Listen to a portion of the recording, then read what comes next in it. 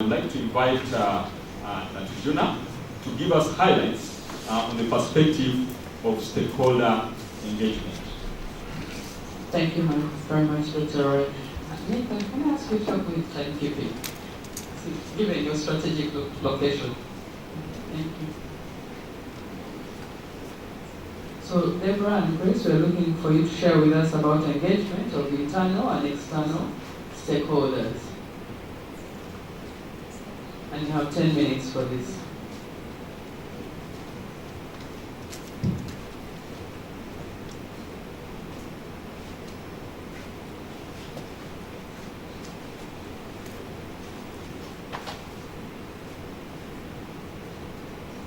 Good afternoon.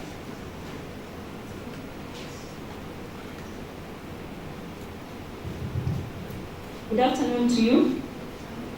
We are going to talk about the current status at RUN as a network regarding engagement. And you know, engagement is about relationships. So we're going to look at how we've been able to engage with our internal stakeholders and the external stakeholders. So we have some sub-objectives that are guiding the engagement process. Number one is multidisciplinary teams. We've been very purposeful while bringing on board, for example, faculty or students, to bring students from different disciplines or faculty members or even the agencies that have been participating in our activities. So even the other RI labs, we work with the program coordinators. All program coordinators are actually engagement managers. So we have these objectives that are guiding the whole process. And then the next one is value-adding partnerships and collaborations. We want to grow a vibrant multidisciplinary network of stakeholders and have partnerships that are very beneficial. So that when maybe in 2 years' time or in 3 years' time, we have a book bank of all the partnerships that we have made, which are very beneficial. Then we have visibility to participate in the technology innovation ecosystem and have high levels of recognition in the area of developing resilience innovations. So even when we go for events or conferences, RUN should be recognized as an authority in building resilience innovations. Then we have funding and sustainability. Dr. Roy talked about this. I cannot emphasize it anymore, that we need to mobilize supplementary funds to support our innovation activities. As you know, that the seed grants that we give to our innovators may not take them to all the 5 stages of development, even to scale. Then the last one is a policy framework that is supportive of resilience innovation, to draft legal agreements that will guide the engagement process, so that when we engage maybe a faculty person or a community champion member or a student, they have sort of an agreement that we have written for them, even if we are not going to pay for that. So how are we doing with the RUN core partners? I'll not go through the details of the RUN core partners, but you know that the core partners are Tulane University, we have CSIS, and we have Stanford University. These have been very passionate in the objectives they are supporting. We've had Professor Fishkin talk about deliberative polling as if it's his own baby, and he has conducted successful DPs, and he's been very passionate in getting us resilience data, supporting Objective 1. Tulane University has been very instrumental also in Objective 1, so we can say that our RUN core partners have actually been very committed to the objectives they are supporting. And Stanford University, Professor Bani took us through what they are currently doing for us, the framework for the innovation culture, the DT methodology, need finding process. They've supported us in the ISW and the CREED, and many other things. So the network view, our main target is to have 20 African universities, but like Dr. Roy already mentioned, we have 16 universities, and those in green are the universities that were not part of the Partners Forum last year, but joined us this year. And then the ones in red are the universities that are yet to be onboarded, especially West Africa. they've decided to start negotiations with the University of Liberia, and we hope next Partners Forum will have these universities. External stakeholder engagement, what works? We need to have an appealing brand and visibility out there.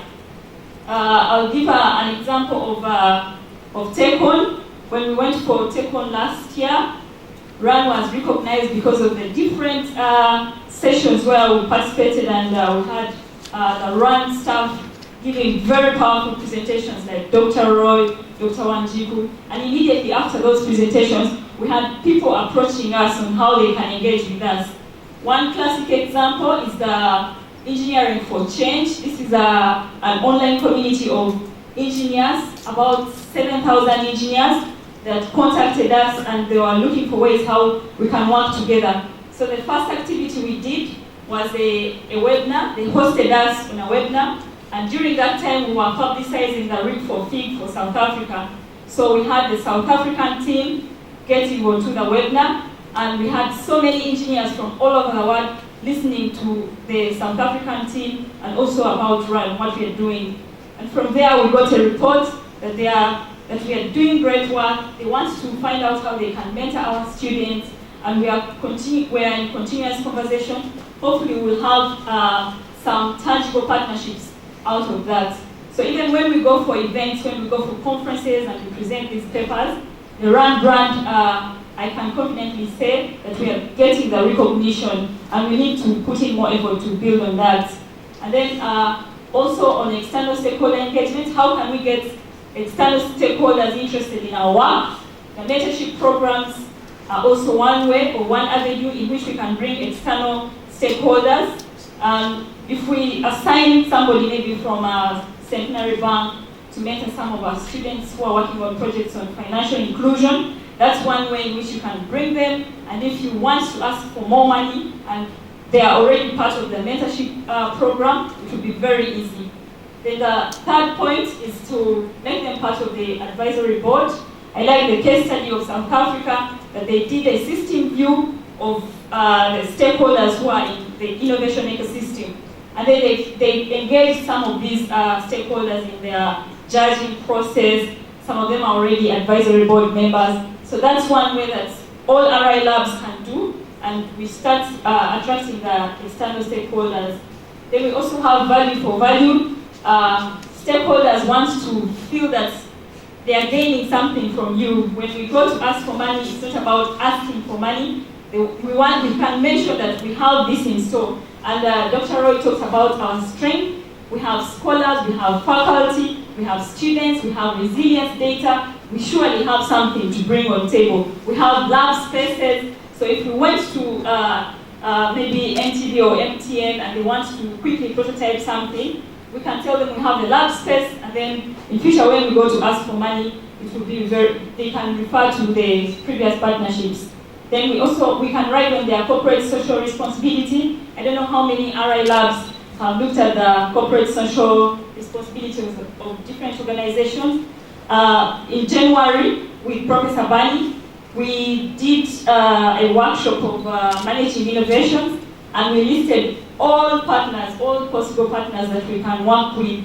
And we are going to continue on this. I'm sure Professor Bani is doing something on it. So we can try to write on their corporate social responsibility and get something from them. Then the third one at RAN, which has really worked, is the brainstorming and prototyping session. We have involved different stakeholders, industrial players, those who are already in the field. And the most successful one was the Ebola Grant Challenge.